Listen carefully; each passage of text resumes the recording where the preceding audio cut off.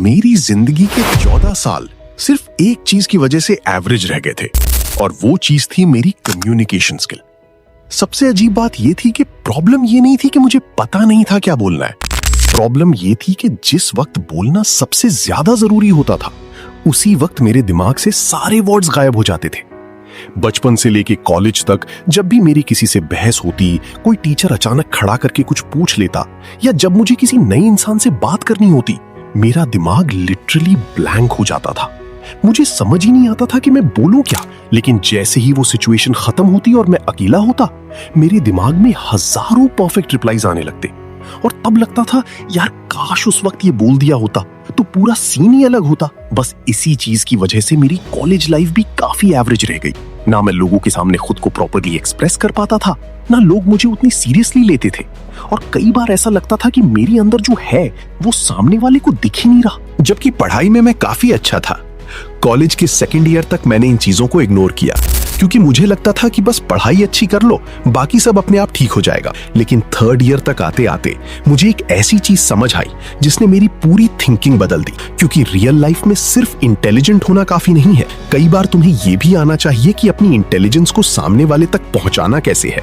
और इसी वजह से मैंने अपनी लाइफ के कई ऐसे मौके गवा दिए जहां मैं शायद काफी आगे जा सकता था। तभी मैंने इस प्रॉब्लम को सीरियसली लेना शुरू किया। मैंने अच्छे स्पीकर्स और इंटरव्यूअर्स को ऑब्जर्व किया, शाहरुख खान जैसे सेलिब्रिटीज के इंटरव्यूज देखे, अलग अलग पब्लिक स्पीकर्स और डिबेट्स को एनालाइज किया, साइकोलॉजी के आर्टिकल्स और रिसर्च पढ़े और 100 से ज्यादा पॉइंट्स तक नोट कर डाले। लेकिन इतने सारे पॉइंट्स पढ़ने के बाद मुझे एक ऐसी चीज समझ आई जो ऑनेस्टली मेरे लिए काफी शॉकिंग थी। कम्युनिकेशन स्किल का मतलब वो नहीं है जो हम बचपन से समझते आए हैं। तुम्हें हर वक्त बोलते रहना जरूरी नहीं है, तुम्हें हर आर्ग्यूमेंट जीतना जरूरी नहीं है और तुम्हें हर सिचुएशन में कोई सैवेज रिप्लाई देने की भी जरूरत नहीं है। असल कम्युनिकेशन स्किल तब दिखाई देती है जब प्रेशर में भी तुम्हारा दिमाग काम करता रहे और तुम अपनी बात क्लियरली रख पाओ। इसलिए मैं तुम्हें आज 10 या 20 रैंडम पॉइंट्स देकर बोर नहीं करने वाला। मैं सिर्फ 5 ऐसे पावरफुल पॉइंट्स बताऊंगा जिनका मैंने खुद इस्तेमाल किया है और जिन्हें अगर तुम जेन्युइनली प्रैक्टिस करोगे तो धीरे धीरे तुम्हारी कम्युनिकेशन काफी नेचुरल हो सकती है। चाहे तुम्हें स्टेज पर स्पीच देनी हो, किसी नए इंसान से बात करनी हो, इंटरव्यू देना हो या किसी आर्ग्यूमेंट को स्मार्टली हैंडल करना हो। तो सबसे पहले समझते हैं कि आखिर हम अचानक ब्लैंक क्यों पड़ जाते हैं। देखो, जब हम किसी ऐसी सिचुएशन में होते हैं जहां हमें जज किए जाने का डर होता है, जैसे बॉस, टीचर, इंटरव्यू, आर्ग्यूमेंट या किसी ऐसे इंसान के सामने जिसे हम इंप्रेस करना चाहते हैं, तब हमारा ध्यान सिर्फ सामने वाले की बात पर नहीं रहता। हम एक साथ बहुत सारी चीजें सोचने लगते हैं। मैं कैसा दिख रहा हूं, मेरी वॉइस कैसी लग रही है, क्या बोलूं, अगर गलत बोल दिया तो सामने वाला मेरे बारे में क्या सोचेगा। और यही ओवरथिंकिंग हमारी मेंटल बैंडविड्थ को खा जाती है। स्ट्रेस और एंजाइटी के दौरान अटेंशन और वर्किंग मेमोरी जैसी एबिलिटीज प्रभावित हो सकती हैं। इसीलिए जिस सवाल का आंसर हमें नॉर्मल सिचुएशन में आसानी से आता है, वही प्रेशर में मुश्किल लग सकता है। इसीलिए तुमने भी नोटिस किया होगा कि घर पर बैठकर तुम्हारे पास किसी आर्ग्यूमेंट के 10 परफेक्ट रिप्लाईज होते हैं, लेकिन एक्चुअल सिचुएशन में एक सिंपल सेंटेंस भी नहीं निकलता। अब इसका सोल्यूशन क्या है? मैदान में उतरो। मतलब जानबूझकर खुद को उन अनकंफर्टेबल सिचुएशंस में डालो जहां तुम्हें बोलना पड़े। क्लास में आंसर देने की कोशिश करो, डिस्कशन में अपनी ओपिनियन दो, डिबेट में पार्टिसिपेट करो, कैमरा के सामने बोलो, पब्लिक स्पीकिंग ट्राई करो। लेकिन यहां एक बहुत बड़ी गलती मत करना, पहले दिन ही खुद को सबसे मुश्किल सिचुएशन में मत डाल देना। अगर तुम्हें लोगों के सामने बोलने में बहुत ज्यादा डर लगता है तो शुरुआत अपने दोस्तों से करो, फिर 2-3 लोगों के सामने बोलो, फिर क्लास में एक छोटा आंसर दो, फिर प्रेजेंटेशन। मतलब डिफिकल्टी को धीरे धीरे बढ़ाओ। क्योंकि रिसर्च में पब्लिक स्पीकिंग एंजाइटी को कम करने के लिए रिपीटेड और ग्रेडेड एक्सपोजर काफी यूजफुल पाया गया है। बार बार कंट्रोल तरीके से उसी डर वाली सिचुएशन का सामना करने से ब्रेन को यह सीखने का मौका मिलता है कि मैं इस सिचुएशन को हैंडल कर सकता हूं। और यही तुम्हारा पहला लेसन है। कॉन्फिडेंस पहले नहीं आता, पहले एक्शन आता है, फिर कॉन्फिडेंस बिल्ड होता है। लेकिन अब यहां एक प्रॉब्लम है। मान लो तुमने बोलने की प्रैक्टिस शुरू कर दी, तुम लोगों से बात भी कर रहे हो, फिर भी अगर तुम्हारा थिंकिंग प्रोसेस वीक है तो प्रेशर में तुम्हारे पास कहने के लिए ज्यादा कुछ होगा ही नहीं। और यही आता है पॉइंट नंबर 2। सोचो कि तुम्हें एक पेड़ काटना है। अगर तुम्हारे पास डल टूल है तो वही काम करने में ज्यादा एफर्ट लगेगा, लेकिन अगर टूल शार्प है तो काम ज्यादा एफिशिएंटली होगा। तुम्हारा ब्रेन भी कुछ ऐसा ही है।